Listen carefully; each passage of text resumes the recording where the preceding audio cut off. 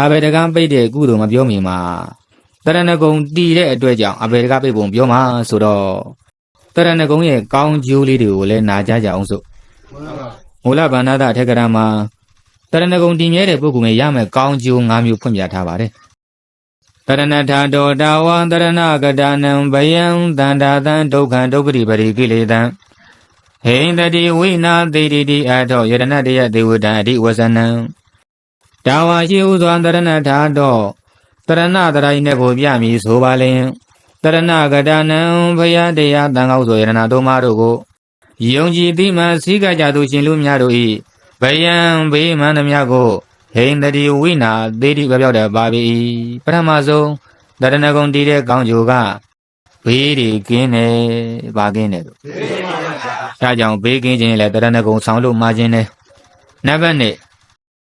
嘿那的教育，天来我们那面过来呗，嘿那的为那的不表的巴比，当，教育天来我们那面过，嘿那的为那的不表的巴比，这看见那个人么样？这些年的路途跟谁的呢呀？阿毛那来ဖြစ်တယ်ဆိုရင်ကြောက်တဲ့လမ်းနဲ့စိတ်တွေပေါ်တတ်တယ်မဟုတ်လားမှန်ပါဗျာจิตတိပါတွေထားပြီးတော့အဲ့ဒါမျိုးဆိုရင်လေနီးပေးလိုက်ပါရစေဗုဒ္ဓံတရဏံကိစ္ဆာမိဓမ္မံတရဏံကိစ္ဆာမိသံဃံတရဏံကိစ္ဆာမိလို့သာဆောက်တည်လိုက်ကြောက်တဲ့လမ်းနဲ့စိတ်တွေအကုန်ပြောက်တယ်ဟုတ်လားမှန်ပါဗျာဒုတိယကောင်းကျိုးတတိယကောင်းကျိုးကဒုက္ခံကိုယ်ဆင်းရဲစေစင်းရဲမှန်သမျှကိုဟိန္ဒတိဝိနာတိတိပြောက်တတ်ပါပြီကိုယ်စိတ်ဆင်းရဲနေလည်းပဲဖရာတရားတန်ခါတာအောင်ပြုလိုက်တဲ့တရဏဂုံဆောက်တည်လိုက်စမ်းအကုန်ပြောက်တယ်ဒုက္ခတိပတိကိလေသာ၄နဲ့၅ကပေါင်းပြတယ်အပေကြမဲ့ဘေကိုလည်းပဲပြောက်စေတယ်ကိုယ်စိတ်ရဲ့မြင်နွမ်းမှုမှန်သမျှကိုလည်းပဲပြောက်စေတယ်ဣတိတတမထိုကြောင့်တရဏမြည်ပါပေဣဒံဣတရဏဟုသောမြည်တိရဏတရားသာဖရာတရားသံဃာရဏ၃ပါး၏အတိဝဇနံအမြည်ပါပေဒီတော့တရဏဆိုတာဟာတရဏဂုံ၃ပါးဆိုရတနာ၃ပါးအမြည်ပါပဲအဲ့ဒီအကျိုး၅မျိုးတည်းကအခုခယံတရားတန်ကတရဏဂုံတည်မြဲတဲ့အတွက်ကြောင့်ဘေးကင်းပုံကိုနာယူကြရအောင်နောက်ဘေးကင်းပုံလည်းပဲနာမယ်ပထမဆုံးဒုက္ခတိပေါ့ဗျာအပေတကပိတ်ပုံကစကြရအောင်ဒါကပိုစိတ်ဝင်စားတယ်ကောင်းတယ်အဲ့တော့တခဏတာတရဏဂုံနဲ့တဘောတာတရဏဂုံလို့နှမျိုးခွဲပြီးတော့ပြောပါမယ်ယင်ကုတ်တော်ထက်ကရာမှာဖွင့်တော့ဓမိလာတန်ဃာတဲ့အကြောင်းစနာရအောင်တန်ဃာတဲ့ဆိုတာပြည့်တဲ့သူသူ့ရဲ့တက်တန်းအပြည့်ပေါ်လေငားတွေကိုတက်ဖြတ်နေတဲ့ပါဏိပါဒအကုသိုလ်ကံတွေအပြည့်မရှိဘူးလားရှိပါတယ်ဗျာရှိတယ်သူဒါတွေပဲတတ်နေတာအဲ့လိုနဲ့နေလိုက်တာသူ့တတ်တဲ့ပုဂ္ဂိုလ်တွေကမှတ်ထားဒါနသီလလည်းတချို့တန်ဃာတွေပဲဒါနမပြုဘူးလားပြုပါဗျာပြုတယ်တတ်တာကအကုသိုလ်ဒါနပြုတာကုသိုလ်ပဲဒါကြောင့်တန်ဃာတွေဖြစ်တော်လည်းပဲလူ့ဘဝပြောင်းတဲ့ပုဂ္ဂိုလ်လည်းရှိပါတယ်သို့တော့သူ့တဲ့တက်ခဲ့တဲ့ပုဂ္ဂိုလ်တယောက်လူ့ဘဝရောက်လာရင်မှတ်လိုက်မွေးလာရင်လေရှည်လက်မပါတာတွေမွေးတတ်တယ်မျက်စိအကန်းလေးဖြစ်လာတတ်တယ်နားတွေပင်းလာတတ်တယ်အဲ့ဒါမှတ်ထားအရင်ဘဝကသူမြတ်တက်ကိုတက်ခဲ့တဲ့ကံပါလာတဲ့ပုဂ္ဂိုလ်တွေပါအဲ့တော့ပြီးတော့တက်တန်းတိုးတယ်အနာရောဂါများတယ်အခုဘဝမှာတင်မဲ့ဓမိလတန်ဃာတည်းရအဲ့ရတယ်လဲပြီးသေရတော့မယ်မှတ်ကြဟိအရေးကြီးတယ်သေကံနီးမှာကပ်ပြီးတော့ပေါ့လေသေကံနီးစစ်တဲ့လေးမှာကပ်ပြီးတော့မိမိရောက်မဲ့ဘုံဌာနအရေးနှမိမြင်ရတတ်ပါတယ်ဒါပြေးတယ်များအခုဟောတဲ့ပုဂ္ဂိုလ်နားတဲ့ပုဂ္ဂိုလ်အလုံးသေကြမှာပါမသေးရဘူးလားသေပါပါဗျာဘုရုရှင်ဖြစ်နေသေမယ်ဆိုရင်လည်းမှတ်တာသေကံလေးတွေမှာမိနစ်ပိုင်းလောက်မှာကပ်ပြီးတော့မိမိရောက်မဲ့ဘုံရဲ့အရေးနမိတ်လေးပေါ့မြင်လာရတယ်ဆိုကြစို့မိမိသေပြီးတဲ့နောက်ခွေးဖြစ်မယ်ဆိုရင်ခွေးမာကြီးပုံစံမြင်ရတယ်အဲ့ဒါခွေးပဲလို့တန်းသိလိုက်ဘလို့မှလုပ်လို့မရတော့ဒီချမ်းကာကွယ်လို့မရတော့ပါဘူးတက္ကံပြိတ္တာဘုံပေါ့တစေတရေဖြစ်မယ်ဆိုလို့ရှိရင်အင်းကြီးတွေအာန်ကြီးတွေတော်ကြီးတွေတောင်ကြီးတွေမြင်ရတယ်သိလိုက်ငါကတော့ပြိတ္တာတစေတရေဖြစ်ပြီလို့အဲ့ဒါကပ်ပြီးတော့သိရတယ်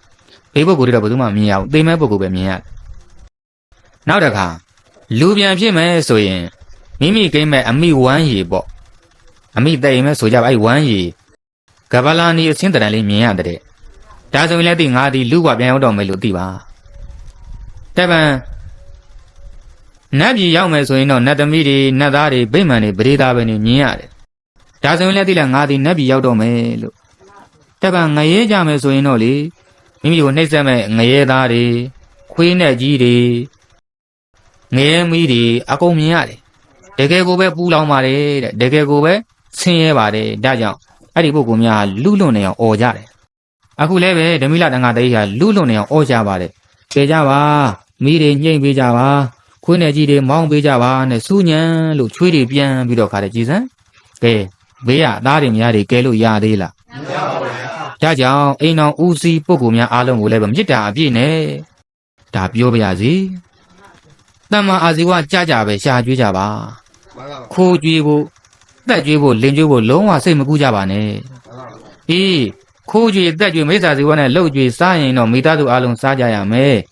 ခံရင်တော့အဲ့ဒီရှားတဲ့ပုဂ္ဂိုလ်တယောက်တည်းငရဲသွားပါတယ်ဗျာအဲ့ဒါလေးအားလုံးသိကြစေချင်ပါတယ်အခုကြည့်အဲ့လိုဖြစ်တော့ကဲသားတွေများတွေကလက်ပတ်ကြည့်ရတယ်ဘာတတ်နိုင်သေးတော့ဘာမှတတ်နိုင်တော့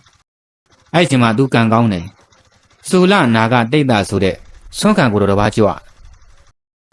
ရဟန္တာငါဆိုတော့အဲ့ဒီအတန်နဲ့ကြည့်ကြတယ်နဲ့သိတယ်ဟာဒီဒီကိုင်းငရဲကြတော့မှာပဲ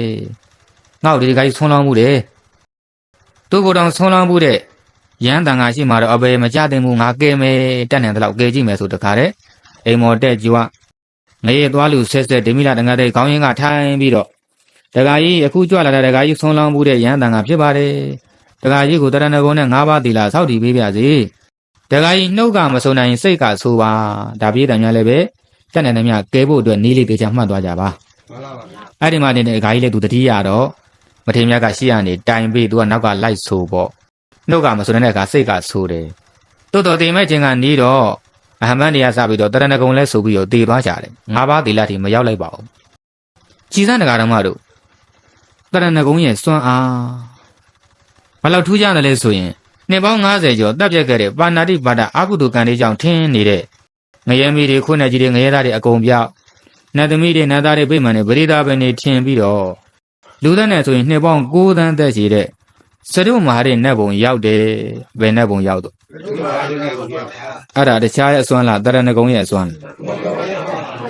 အဲ့ဒီစရုမဟာရဲ့နတ်ဘုံကအဲ့ဒါအတူဆုံးနတ်တဲ့အတူဆုံးနတ်တဲ့နော်ရှိနောက်ထပ်သူ့အထက်က၅ဘုံရဲ့အသက်တွေကိုသိချင်ရင်၄နဲ့မြောက်သွားတယ်အဘုဒ္ဓတာပေါ့အဲ့ဒီ9တန်းကို၄နဲ့မြောက်ရင်3ကလေး6တန်းဖြစ်သွားတယ်3ကလေး6တန်းဟာတာဝရတာနတ်တဲ့တာဝရတာနတ်ပြည်ရောက်နှစ်ပေါင်း3ကလေးနဲ့6တန်းအသက်ရှိပါတယ်အဲ့ဒါကို၄နဲ့ထပ်မြောက်လို့ရှိရင်ဒါပြီးတော့ကိုပေါ့မြောက်ကြည့်ကြပါဗျာနော်အစဉ်ဆက်14ကလေးနဲ့4တန်းဖြစ်လိမ့်မယ်ဟုတ်လား